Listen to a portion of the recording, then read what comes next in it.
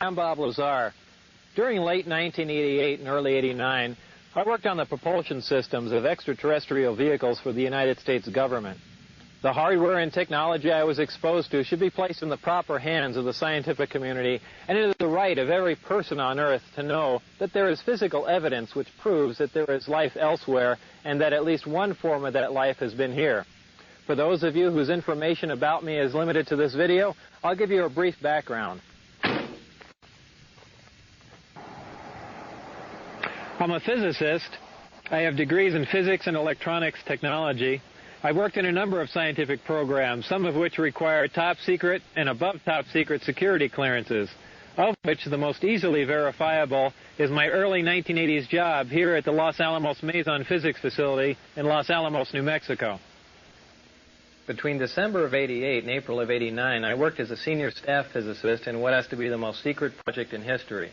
My place of work was a facility at an area known as S4 on the Nellis Air Force Range in central Nevada. Area S4 is located approximately 15 miles south of the infamous Area 51 installation at Groom Lake, where the U-2 and SR-71 spy planes were developed. For the duration of my employment at S4, I was paid by the United States Navy. For the purpose of this video, I'm going to segregate the information contained here into two separate parts. The first part will deal with information with which I've had hands-on experience and personal instruction. In other words, not only did I read briefings and not only was I taught the theories of these technologies, but they were demonstrated for me and I know they are true and accurate. Some of the points covered in this first section will be how vast distances of space are traveled by virtue of an intense gravitational field, how this gravitational field is generated, what the power source is and how it functions, and general information about disks and the project at S4. The second part of this will deal with subjects on which I've read supporting information, yet for the most part I had no other way to corroborate the information or ascertain its accuracy. When we get to part two, it'll be obvious why proof of some of this information could not be conclusive. Some of the points covered in this second section will be information about the beings that brought us this technology, and how these beings have historically interacted with man. I've been prudent in selecting what to expose here, and I think that some of this information should not be made available to the general public.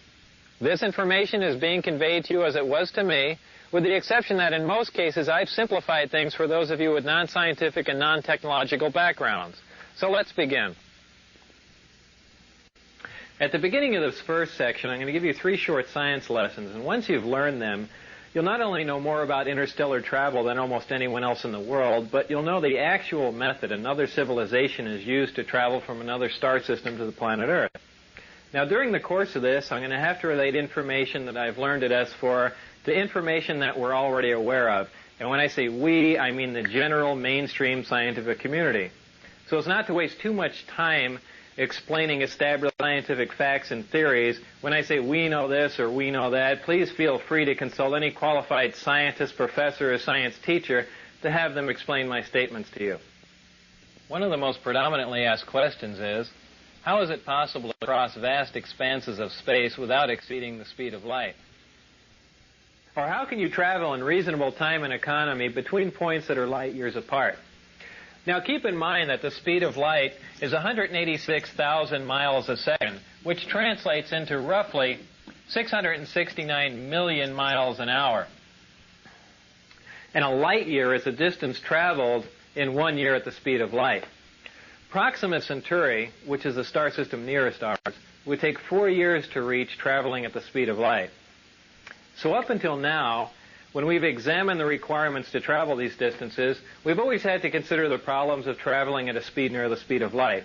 This poses problems with propulsion, navigation, fuel capacities, and even when you consider the effects of acceleration on space-time, which include time dilation, mass increase, length contraction, and a whole host of other things, it quickly becomes evident that this type of travel would require a level of technology that man has not yet achieved.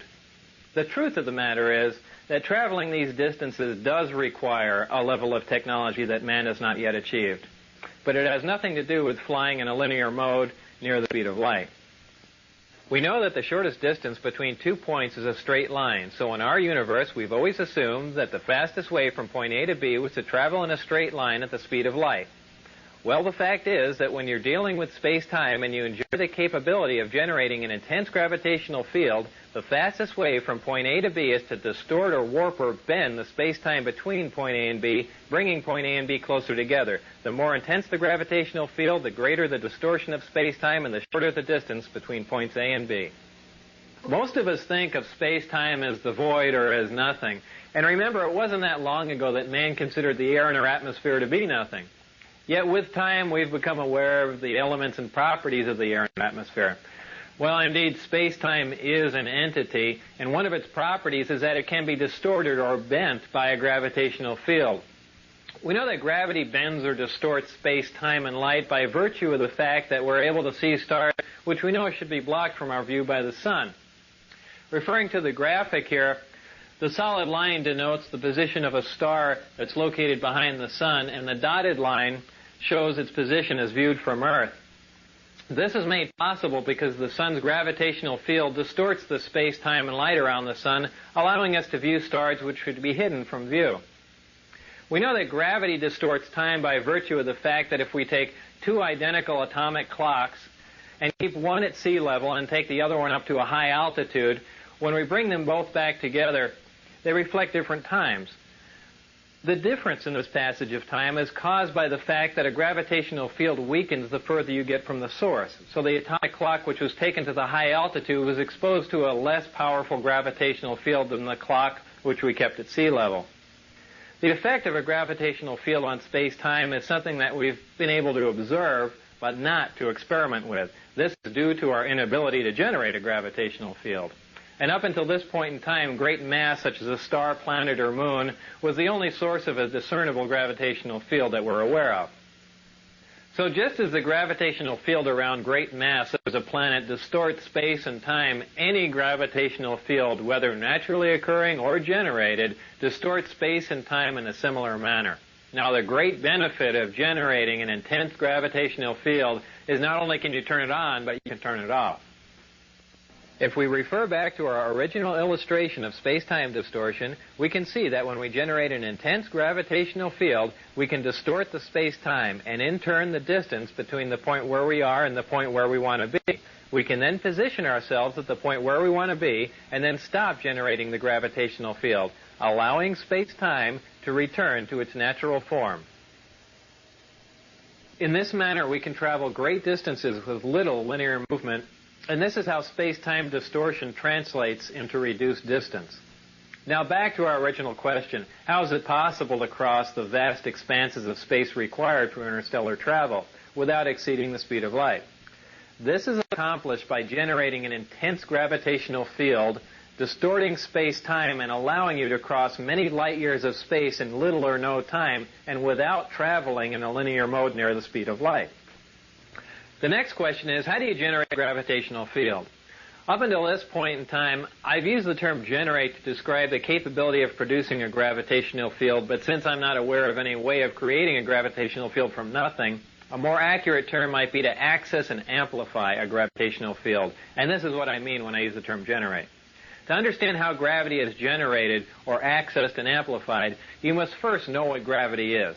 There are two main theories. The wave theory, which states that gravity is a wave, and the currently accepted theory of gravitons, which are alleged subatomic particles that perform as gravity, which is total nonsense. Well, gravity is a wave, and there are two specific different types of gravity, gravity A and gravity B. Gravity A works on a smaller micro scale, while gravity B works on a larger macro scale. We are familiar with gravity B. It is the big gravity wave that holds the Earth as well as the rest of the planets in orbit around the Sun and holds the Moon as well as man-made satellites in orbit around the Earth.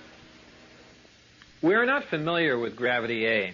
It is the small gravity wave which is the major contributory force that holds together the mass that makes up all protons and neutrons. Gravity A is what is currently being labeled as the strong nuclear force in mainstream physics, and gravity A is the wave that you need to access and amplify to enable you to cause space-time distortion for interstellar travel. To keep them straight, just remember that gravity A works on an atomic scale, and gravity B is the big gravity wave that works on a stellar or planetary level. However, don't mistake the size of these waves for their strength, because gravity A is a much stronger force than gravity B. You can momentarily break the gravity B field of the Earth simply by jumping in the air. So this is not an intense gravitational field. Locating gravity A is no problem because it is found in the nucleus of every atom of all matter here on Earth, and all matter anywhere else in our universe. However, accessing gravity A with the naturally occurring elements found on Earth is a big problem. Actually, I'm not aware of any way of accessing the gravity A wave using any Earth elements, whether naturally occurring or synthesized, and here's why. We've already learned that gravity A is the major force that holds together the mass that makes up protons and neutrons. This means the gravity A wave we are trying to access is virtually inaccessible, as it is located within matter, or at least within the matter that we have here on Earth. However, the Earth is not representative of all matter within our universe. The residual matter which remains after the creation of a solar system is totally dependent on the contributing factors which were present during the creation of the solar system. This is true whether you believe that the origin of the universe was an evolutionary event or that a supreme being caused this event to happen. The two main factors which determine what residual matter remains after the creation of a solar system are the amount of electromagnetic energy and the amount of mass present during the solar system's creation. Our solar system has one star, which is our sun, but the majority of solar systems in our Milky Way galaxy are binary and multiple star systems. In fact, many single star systems have stars that are so large that our sun would appear to be a dwarf by comparison. Keeping all this in mind, it should be obvious that a large single star system, binary star system, or multiple star system would have had more of the prerequisite mass and electromagnetic energy present during their creations. This makes it possible for these systems to possess elements which are not native to the Earth. Scientists have long theorized that there are potential combinations of protons and neutrons which should provide stable elements with atomic numbers higher than any which appear in our periodic chart, though none of these heavy elements occur naturally on Earth. 88 of the first 92 elements on the periodic chart occur naturally on Earth. Some heavier elements do occur in trace amounts, but for the most part we synthesize these heavier elements in laboratories. Generally speaking, the stability of these synthesized heavy elements decreases as their atomic number increases, but experiments at the Lab for Heavy Ion Research in Germany have shown that this may only be true up to a certain point, as the half-life for element 109 is longer than that of element 108. The point is that our observations and theories are accurate. The fact is that heavier stable elements with higher atomic numbers, which have more protons, neutrons, and electrons than any Earth elements, do exist. However, up until this point in history, there has been no physical evidence to prove this. But now that proof is here. The most important attribute of these heavier stable elements is that the gravity A wave is so abundant that it actually extends past the perimeter of the atom. These heavier stable elements literally have their own gravity A field around them, in addition to the gravity B field that is native to all elements. No naturally occurring atoms on Earth have enough protons and neutrons for the cumulative gravity A wave to extend past the perimeter of the atom so you can access it. Even though the distance that the gravity A wave extends is infinitesimal, it is accessible, and it has amplitude, wavelength, and frequency just like any other wave in the electromagnetic spectrum. Once you can access the gravity A wave, you can amplify it just like we amplify any other electromagnetic wave. To demonstrate how a wave is amplified, we can use this oscilloscope, and as you can see, it graphically depicts the tone you hear as a wave. As we amplify the tone, you can see that the size or the amplitude of the wave increases, giving us a more powerful version of the same identical wave, and thus the tone sounds louder.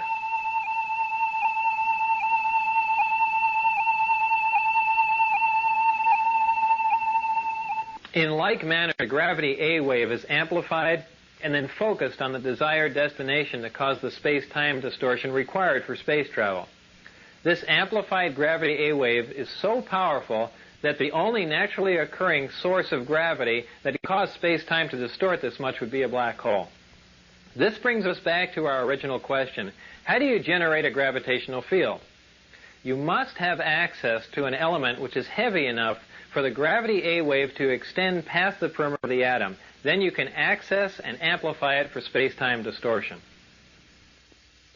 To complete our 3 science lessons, the last question is, what is the power source for this type of travel? Well, for those of you with limited knowledge about power sources, I'm sure you can probably imagine the enormous amount of power required to cause a space-time distortion for this type of travel. After all, we're amplifying a wave that barely extends past the perimeter of an atom until it's large enough to distort vast amounts of space-time. For those of you with extensive knowledge about power sources, I'm sure it's probably even more puzzling as to how it's possible to have a compact, lightweight, onboard power source that can provide this much power. For everyone to understand that, I need to further explain a couple of things we briefly touched upon in the last question. If you remember, I said that for the most part, we synthesize or create heavier elements in accelerators, and their stability decreases as their atomic number increases. So what does this all mean? Well, we synthesize these heavier, unstable elements by using more stable elements as targets in a particle accelerator. We then bombard the target element with various atomic and subatomic particles. At this point, transmutation occurs, making the target element a different, heavier element. This element now has a higher atomic number, as the atomic number simply indicates the number of protons in the nucleus of the atom. So this is what I mean when I say their atomic number increases. What does their stability decreases mean? The length of time which an element exists before it decays determines its stability. Atoms of some elements decay faster than atoms of other elements, so the faster an element decays, the more unstable that element is considered to be. When an atom decays, it releases or radiates subatomic particles and energy, which is the radiation that a Geiger counter detects. As you can see, this Geiger counter is detecting the radiation from this uranium, which literally means that the Geiger counter is sensing the subatomic particles which are being released or radiated as the uranium decays. Those elements in which nuclear radiation can be consistently detected are radioactive elements. These heavy elements, which we synthesize in particle accelerators, are of the radioactive variety, and they decay very rapidly. Since we're only able to make a few atoms of these elements, and because they decay so rapidly, we're not able to observe much about them. This is what I mean when I say their stability decreases. However, there are elements with higher atomic numbers which are stable, even though they don't occur naturally on Earth, and we can synthesize them in particle accelerators. These are the elements in the 114, 115 range which don't appear on a periodic chart. Beyond element 115, the elements become unstable again, and in fact, element 116 decays in fractions of a second. This finally brings us to the power source. The power source is a reactor which uses this element 115 as its fuel. In this reactor, element 115 is used as a target and is bombarded with protons in a small particle accelerator. When a proton plugs into the nucleus of an atom of 115, it increases its atomic number and becomes an atom of element 116, which, remember, decays instantly. What element 116 releases as it decays, or what it radiates, is antimatter. What is antimatter? Antimatter is the exact counterpart of matter, which has a charge and a spin that is in the opposite of all matter. When combined with any matter in our universe, antimatter reacts and completely converts to energy. And remember, the rapid conversion of matter to energy is what we generally call an explosion. To demonstrate the explosive power of antimatter, let's pick a random area where an atomic bomb might explode. Oh, let's say Iraq. And for demonstration purposes, let's say an atomic bomb would explode, for instance, in, Baghdad. Well, if one of our older atomic bombs exploded in Baghdad, the area of total devastation, which is indicated by the red dot on the map, would be approximately 2 miles. This would be caused by a fission reaction in which less than 1% of the nuclear material is converted to energy. Most of you are familiar with the bombs that were dropped on Japan in World War II. This is the same bomb that was dropped on Nagasaki August 9, 1945.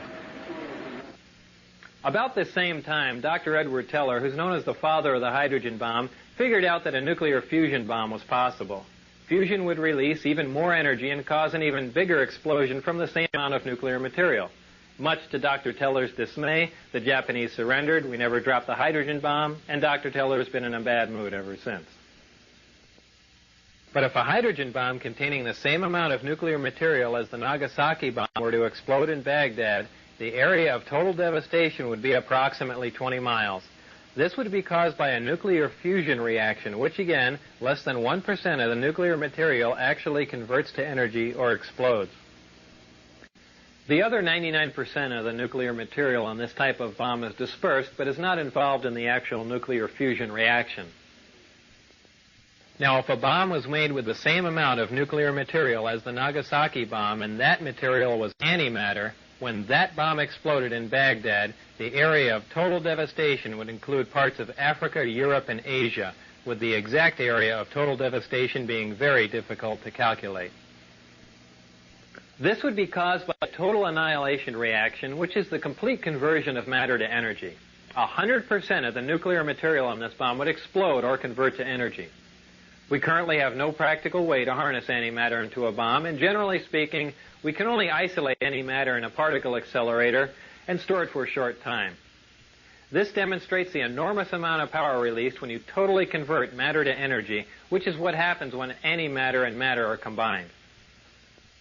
So back to our power source. Inside the reactor, element 115 is bombarded with a proton, which plugs into the nucleus of the 115 atom and becomes element 116, which immediately decays and releases or radiates small amounts of antimatter.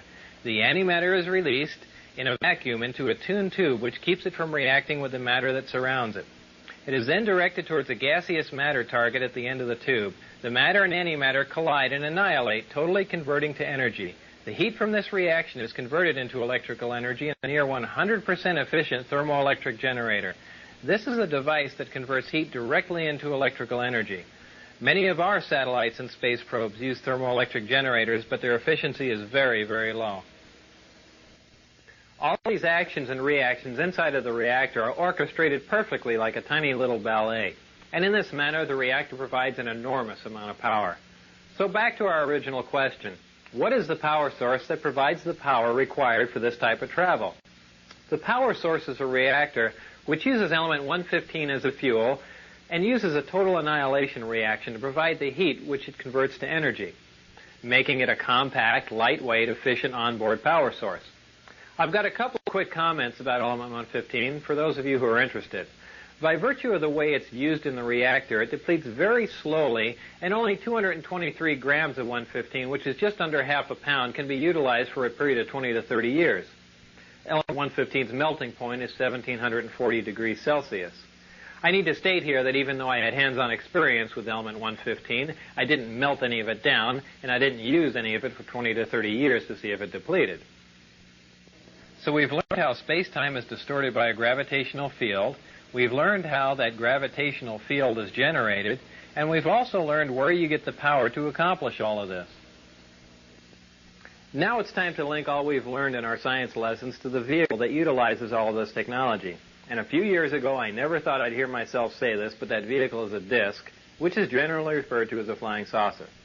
I had at least partial views of the 9 different disks out at Area S4, but the one I'm going to describe to you now is the one in which I not only saw 2 of the 3 interior levels, but I also saw it fully functional in flight.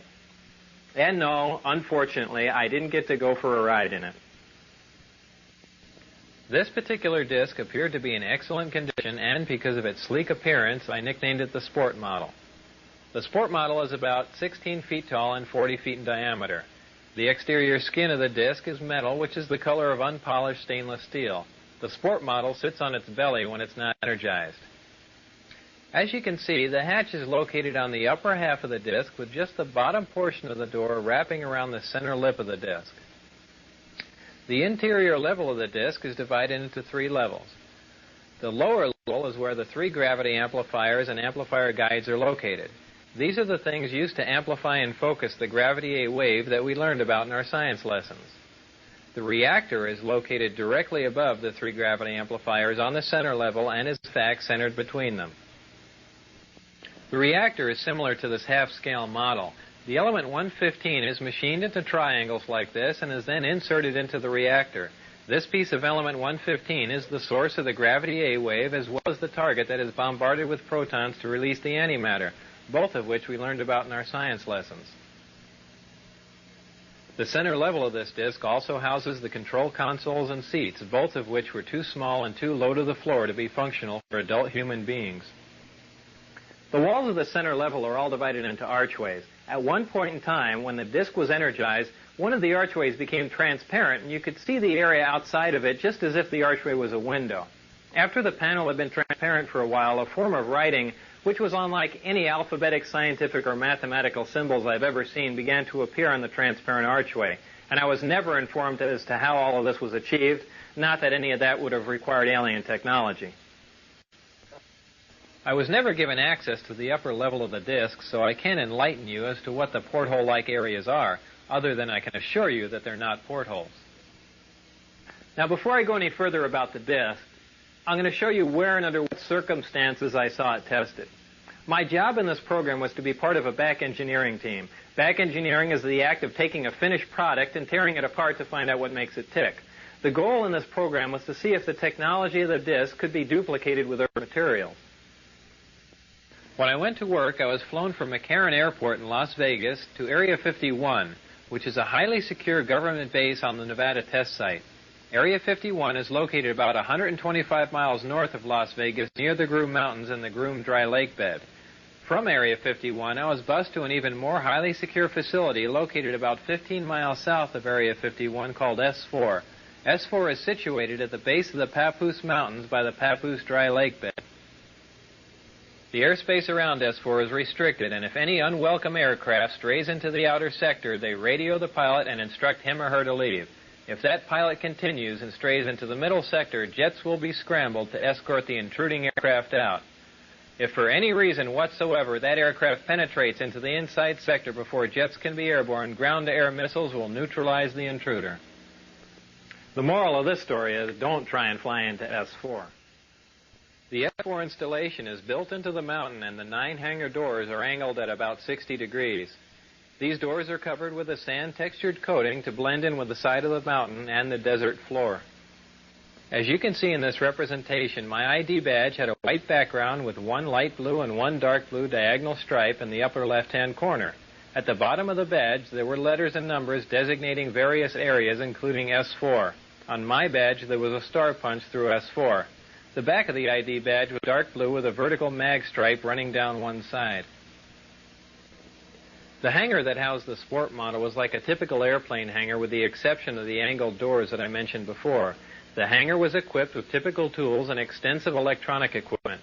It also had a machine with an X-ray emblem on it and an overhead crane rated at 20,000 pounds. Equipment in this hangar was marked with a black number 41 with a white circle around it. It was outside of this hangar that I saw the sport model tested. Now, when the disk travels near another source of gravity, such as a planet or moon, it doesn't use the same mode of travel that we learned about in our science lessons. When a disk is near another source of gravity, like Earth, the gravity A wave, which propagates outward from the disk, is phase shifted into the gravity B wave, which propagates outward from the Earth, and this creates lift. The gravity amplifiers of the disk can be focused independently, and they are pulsed and do not stay on continuously. When all 3 of these amplifiers are being used for travel, they're in the delta configuration, and when only one is being used for travel, it's in the omicron configuration. As the intensity of the gravitational field around the disk increases, the distortion of space-time around the disk also increases. And if you could see the space-time distortion, this is how it would look. As you can see, as the output of the gravitational field from the amplifiers becomes more intense, the form of space-time around the disk not only bends upward, but at maximum distortion actually folds over into almost a heart shape around the top of the disk.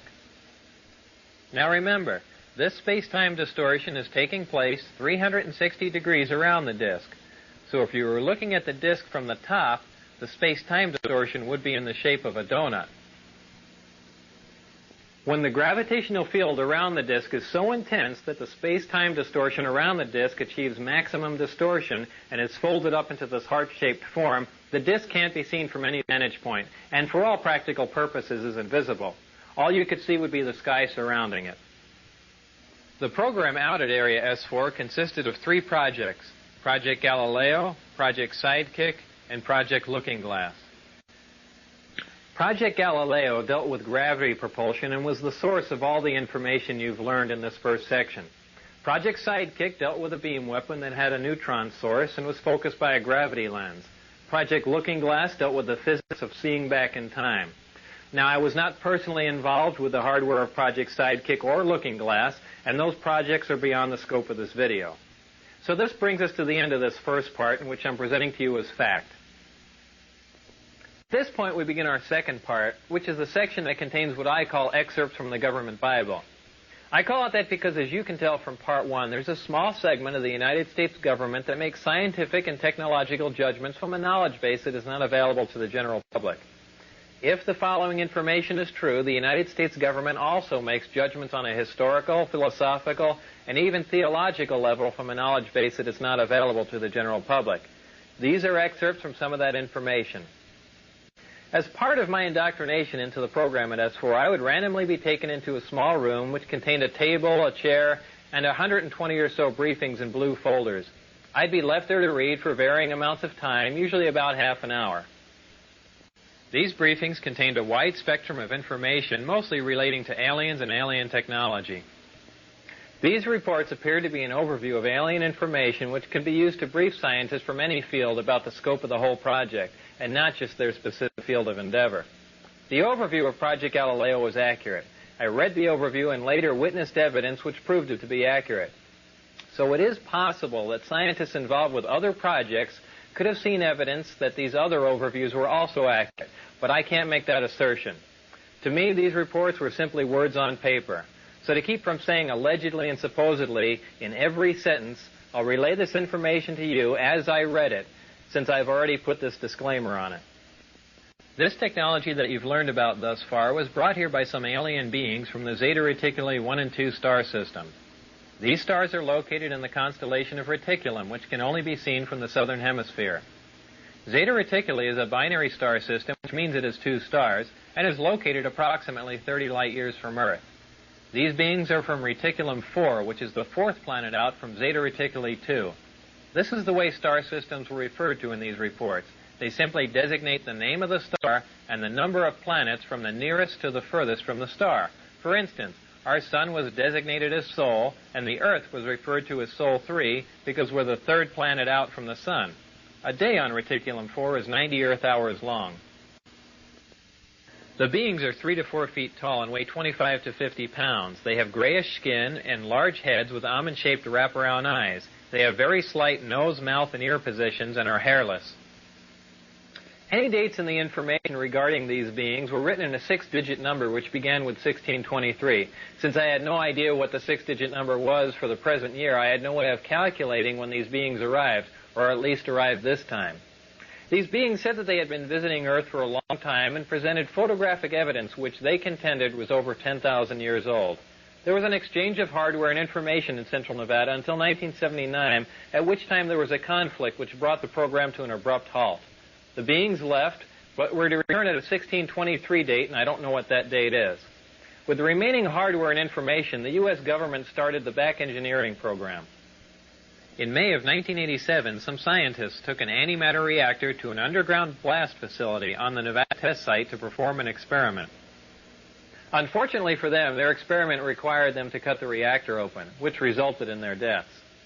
This explosion was explained to others at the test site as a previously unannounced low-yield underground nuke test. I was hired in December of 1988 to replace one of these men. These beings conveyed information about the capability of affecting the human brain to anesthetize the human body. This is done without any physical contact from a remote source. For this anesthesia to be accomplished, the brain has to be in a relaxed state similar to that required for hypnosis. If the brain is subject to any external stimulation like stimulant drugs or loud music, this manipulation of the nervous system is ineffective. These beings said that man was the product of externally corrected evolution. They said that man, as a species, had been genetically altered 65 times. They referred to humans as containers, yet I don't know what we're containers of.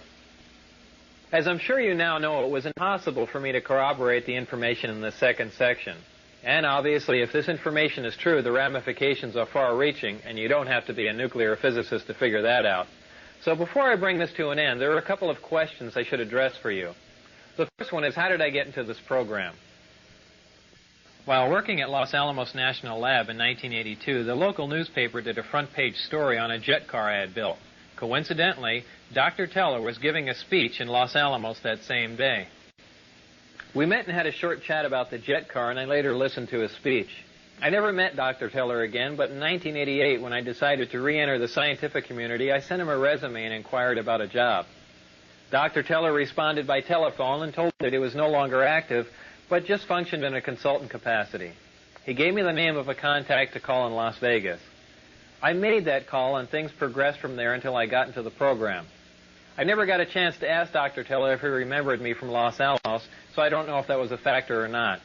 If you use nuclear fuel, and not that possible, nuclear fuel is feasible. But whether these events will not are feasible, which are interesting if you ever want to get there and start. That is an important question. And that's about all I can say. All I have time to say. And what specifically the fuel will be, I think it might be fission, more probably fusion. And it was possible. Is there any other nuclear reaction besides fission and fusion that you know of? No. Anything? But look, please, you try to explore the things about which I only will have to tell you it is not interesting, it's a waste of time. Above plutonium or uranium? Look, it is, in my opinion, not interesting. I don't intend to answer it. If you ask me that question on camera, I will shut up. I will sit silent. You're not going to get an answer out of me on that. Okay. And if I ask you on camera if you know Bob Lazar, can you just say no? I will sit silently.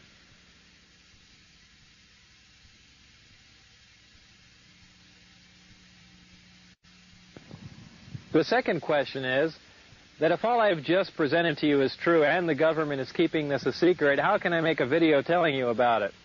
Well, the bottom line is, if there are any repercussions from making this video, it would simply confirm that what I told you is true. So what you do with this information is up to you.